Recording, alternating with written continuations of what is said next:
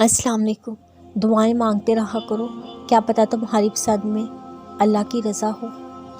جب تم اللہ سے اتنے یقین سے مانگو کہ ناممکن چیز بھی ممکن لگے، جب تمہیں تہجد کے سجدے کی توفیق ملے، جب تم آزمائش سے گزر رہے ہو اور صبر کی انتہا ہو۔ کوئی بھی آزمائش خالی ہاتھ نہیں جاتی، کبھی ٹل جاتی ہے، کبھی صلہ دے جاتی ہے، کبھی اللہ کے ہاں مقبولیت دے جاتی ہے، کبھی دعا مانگنے کا سلیقہ سکھا جاتی ہے۔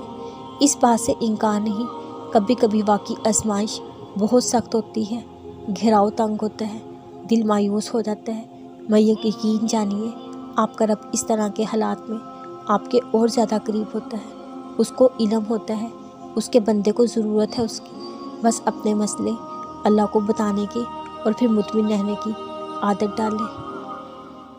تھک گئے ہو، بس تھوڑا سا انتظار باقی ہے۔